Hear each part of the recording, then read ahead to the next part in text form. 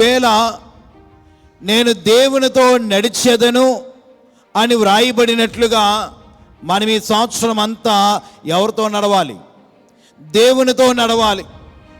Bible గ్రంథములో హానోకు అనుదినము దేవునితో నడిచేవాడు గనుక ఈవేళ మనము దేవునితో నడిచినప్పుడు మనము ఆశీర్వాదము నొందుతాము.